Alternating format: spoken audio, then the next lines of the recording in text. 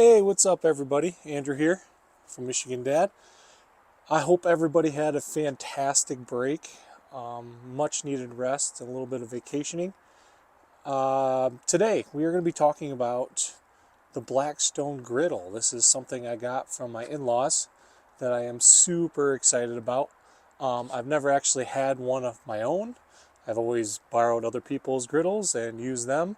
So this is actually the first time I'm going to be going through the seasoning process of the griddle.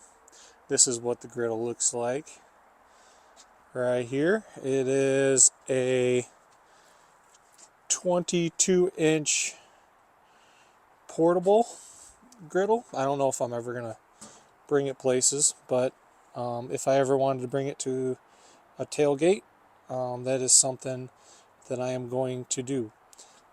Also, I am using a new microphone. I'm going to see how the microphone works, so please let me know in the comments if it is better or worse. It is one of those Movo microphones that you snap into your phone. All right, let's get this process started. Okay, so first things first, what I'm going to be using today is just the Blackstone griddle seasoning for the cast iron, just to condition it. They say to do it anywhere between 3 and 5 times. I'm going to do it 5 times today just to get as much protection on the griddle as I can. Another thing that you're going to need today is I'm just going to use some tongs today, just so I don't have to touch the griddle with my hands and the paper towel. And then of course the last thing you're going to need, which is over here, is just some paper towel to spread the seasoning around on the griddle. Just a forewarning, I don't have a ton of propane left in this tank. We're going to see if I can make it through this entire process. So we're going to turn that on right now. All the way on. I'm going to fire these guys up to the max. When you're doing the seasoning process, you want to make sure that these are all the way up to the max setting on both, because you want to get this as hot as you possibly can. You should start to see a slight discoloration, and that is okay.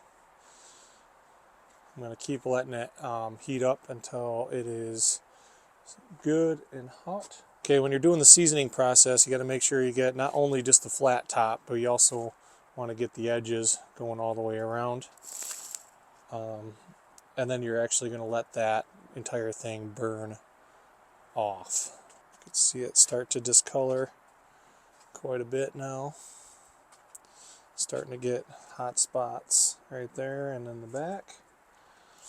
This is the one that only has 2 zones on it, so some of the bigger ones have 3. Okay, I think we are just about ready. Okay,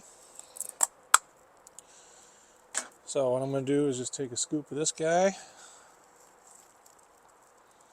slap it on the griddle. There we go. I'll grab some towel.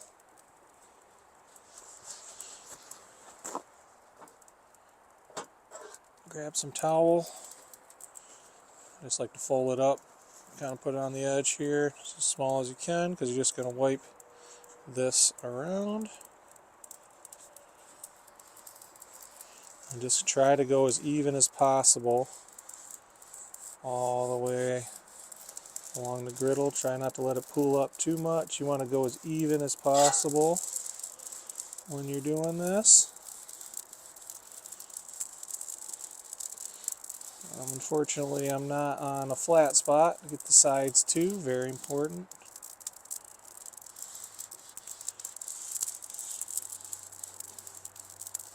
There we go, now we're looking good.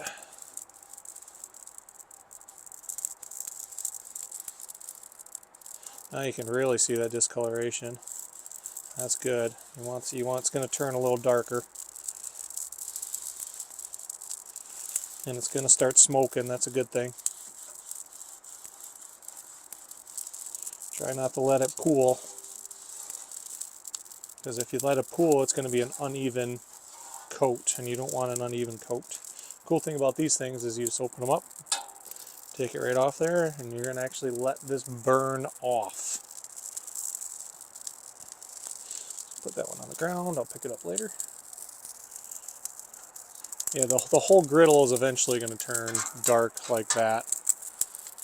Eventually, obviously the middle heats up more than the outsides do, so that's why you do this 3 to 5 times. Keep that heat cranked up to high the entire time. As soon as all this popping and oil is burned all the way off, you're just going to repeat the process again. Yeah, my wife got kind of excited too, because she thinks that since I got this griddle, I'm going to be doing a majority of the cooking now, which I wouldn't mind that. So we'll see how this goes. Maybe something I'll really enjoy, and I'll be doing a lot more cooking outside. Okay, we're going to go with the third one here.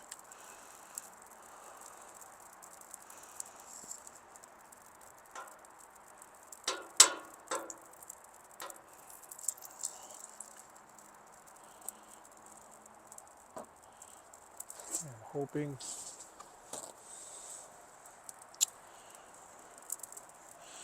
Alright, here we go.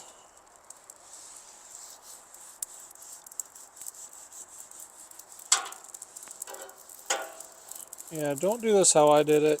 Try to do it on a level surface, like I did not do. So everything is going down towards the corners, because I'm an idiot. It's okay. That's how we learn things. So I know this spot in particular is not good for griddling.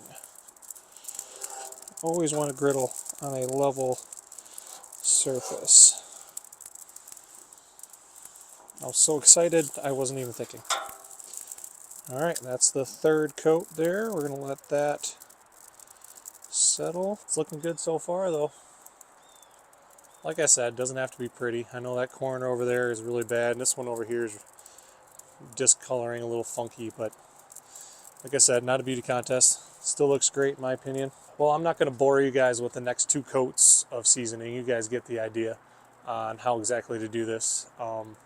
Try to get at least 5 coats on there to protect it the best you can. You can use canola, you can use any kind of oil, or you can use the seasoning stuff that I was using. This is only like 10 bucks. I got this at Ace Hardware in Michigan. Okay, if you want to use that, you can use that. If you just want to use regular canola oil on top, that works too. The big purpose of this is just to protect your griddle. You want to get that oil on top of it to protect it. You can start cooking as soon as you're done with the seasoning of the griddle, and scrape everything off of there. Use some water to scrape everything off of there, and then canola oil on top, layer it, let it burn off, and you are good to go for the night. Okay, very important you keep that griddle nice and clean as you're using it. But I hope everybody learned something today, and I hope to see you all in the next video. Please like and subscribe to my channel. All right, see ya.